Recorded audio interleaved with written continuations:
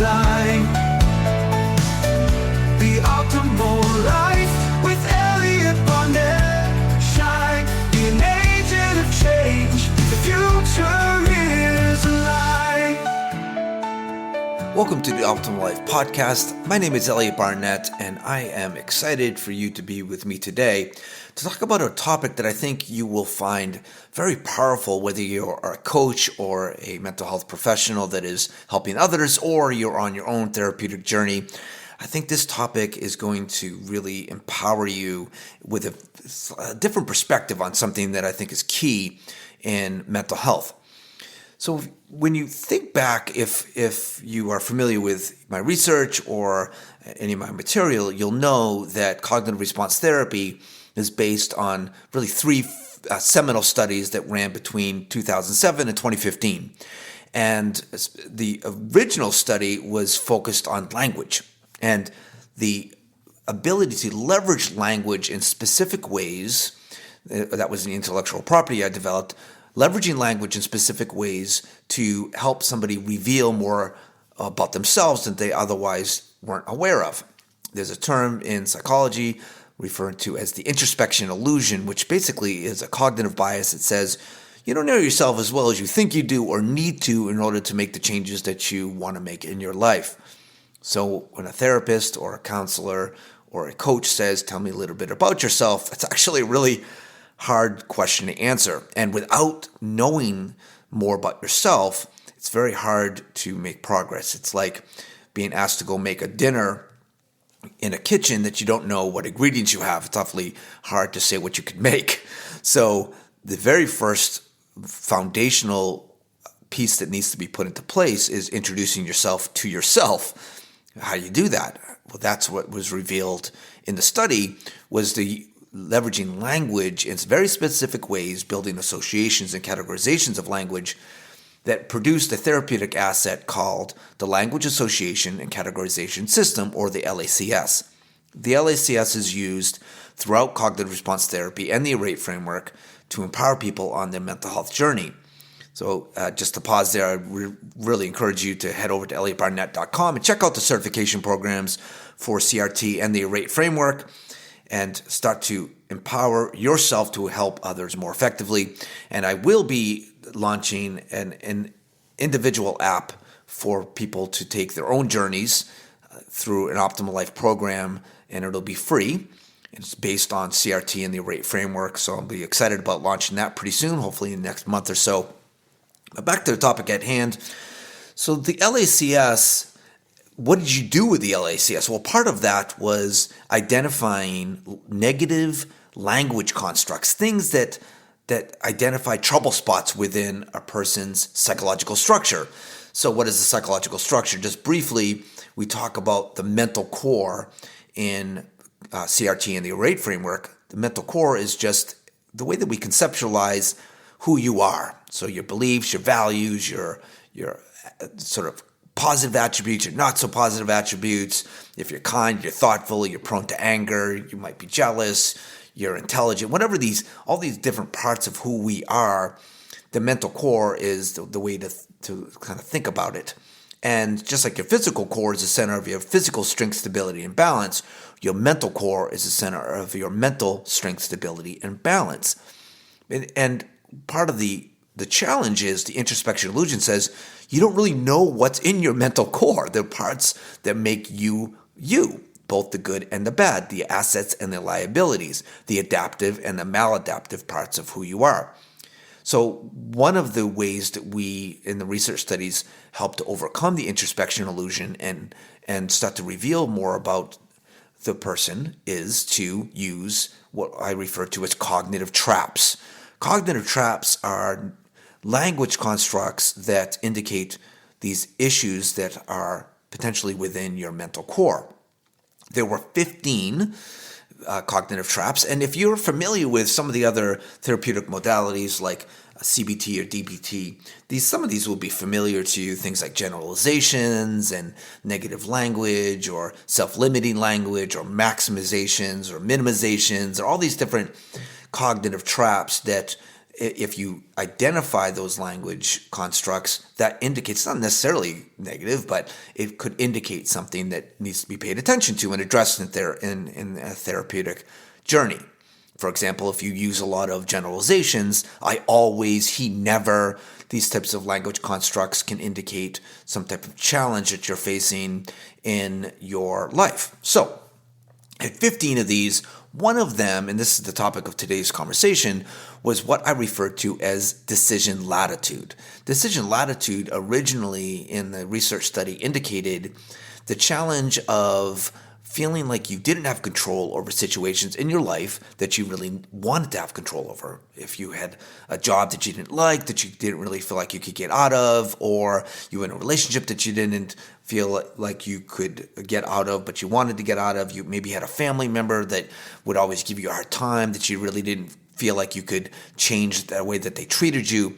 This type of problem in somebody's life, if it was revealed as in this therapeutic journey, that somebody had a lot of challenges with decision latitude in their life, that could say that they struggle, and it could really indicate stress responses of the body. Now, we all know what stress does in our everyday life, especially chronic stress does affect physical and mental health. So again, decision latitude was just one of these 15 cognitive traps that we examine language and say, aha, this indicates potential decision latitude issues. This is something that you would talk to your client about, or if you were doing it on your own, you'd say, okay, well, where did this decision latitude show up? What situations, with what people? It's a starting point to investigate a trouble spot that potentially could be causing you challenges in your life. But more recently, I started to think through decision latitude again, because I've been working on that new Optimal Life app that I'm going to be launching soon. So I was going back through the 15 cognitive traps, and when I was rereading Decision Latitude, I was thinking to myself how I think there's more to it than that, and that's what I wanted to talk a little bit about today. And I think would be really helpful to everyone listening, is that it goes a little deeper than I thought initially, and even deeper than I thought in the original research studies.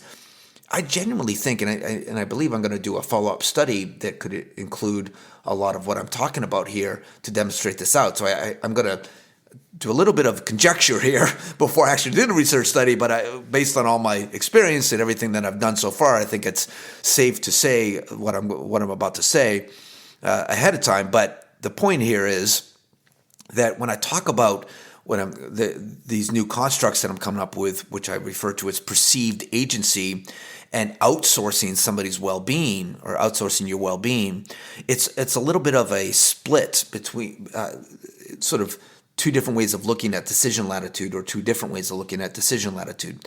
So let's talk about those two and how they can help you in your life or help you in your practice if you're helping others.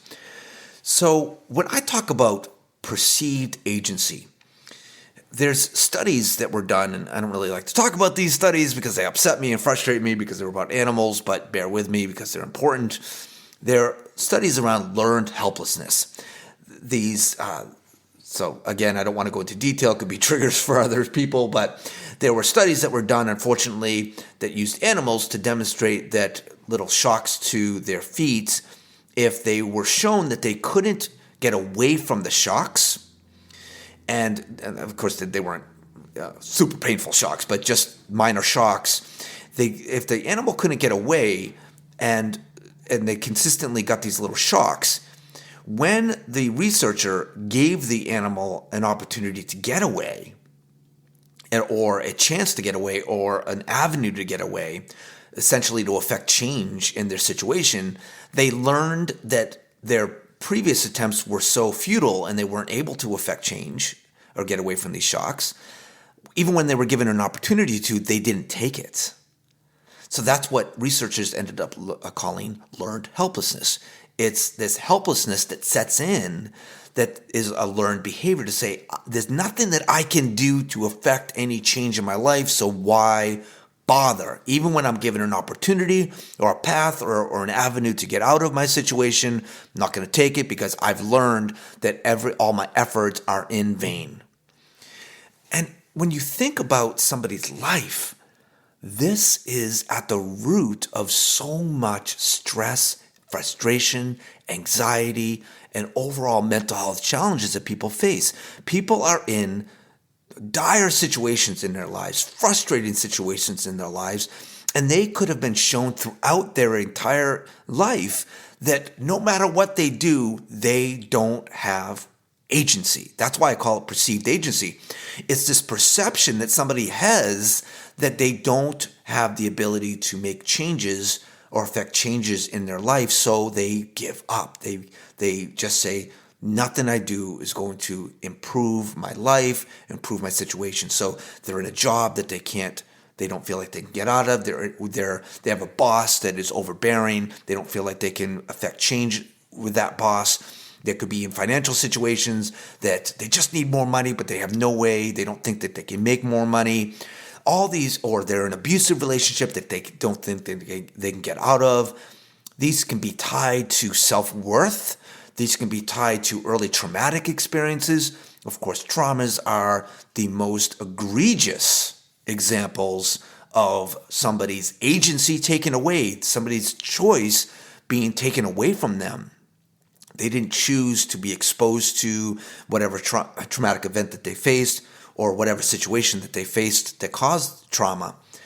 So this is the ultimate sort of taken away from somebody's agency or ability to affect change in that moment. And over time, this sets in, just like those animals realized that they couldn't affect change, and even when they were given their opportunity to affect change, they didn't. So if you have this idea that you don't have agency to affect change in your life, then you're going to passively accept the misery that you're experiencing in your life. You passively accept it because ultimately, of course, you can affect change. And that's the message here is small incremental changes are always possible. Hard, of course, but always possible.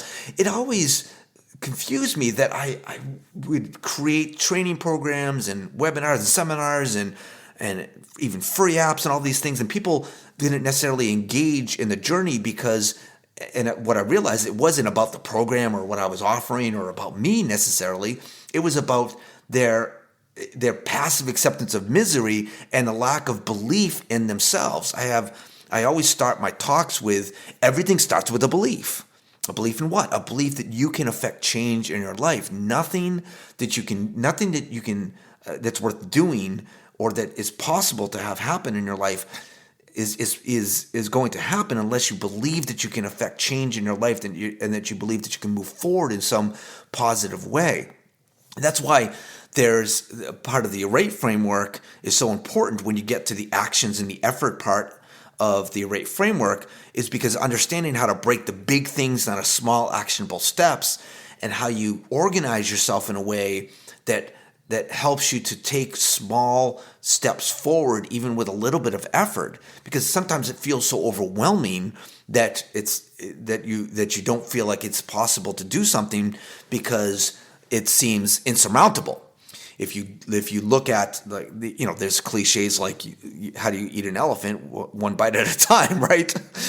Don't eat an elephant, of course, but the point is those cliches are out there for a reason, because you have to realize that, of course, if you look at something in its entirety, it can feel overwhelming, shut you down.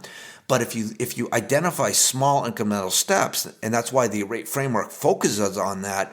Once you overcome the awareness part and response part, you get that foundation right.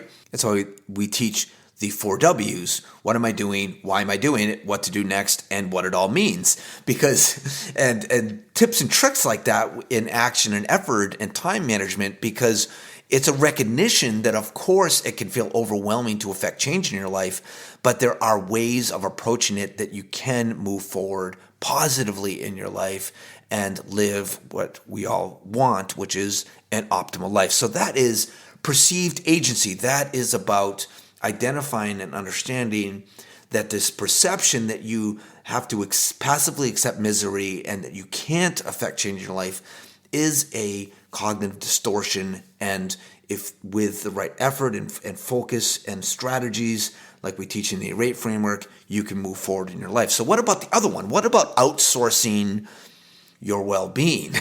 So this one, I really think to myself how often we tie our well-being to other people's perception of us, other people's their actions. This is about external control psychology.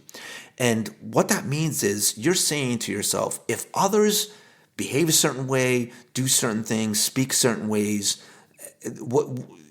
essentially I need other people to do certain things in certain ways in order for me to feel a certain way or feel good about myself or even treat them better. Only if they do X, Y, Z will I then reciprocate that. It's your outsourcing not only your well-being to that other person, but how you choose to live your life. We should be living our lives aligned to healthy parts of our mental core, aligned towards what? Our core constitution.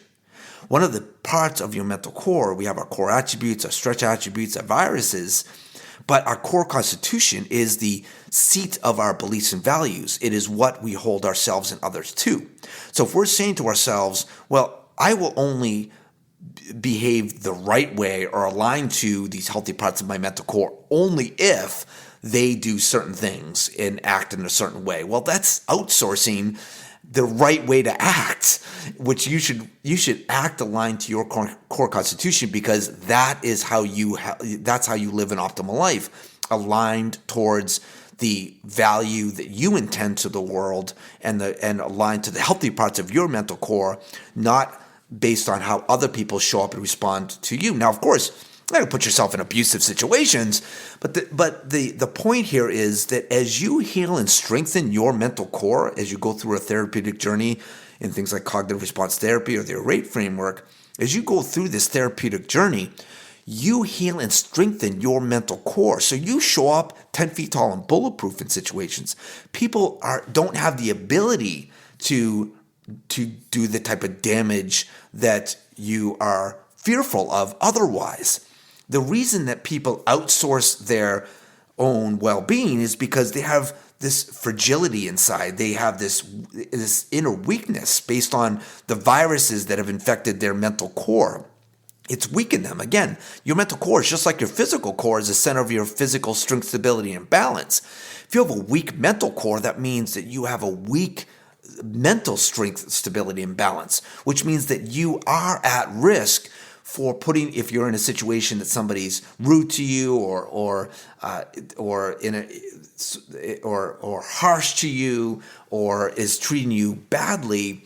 Of course, you're going to feel that very intensely and get swept away by those emotions. But if you have done the inner work and you have if you have built a strong and healthy foundation to build upon, you've healed and strengthened your mental core, again, you show up 10 feet tall and bulletproof in those situations, and you are able to persevere through that. You have that inner fortitude that you need.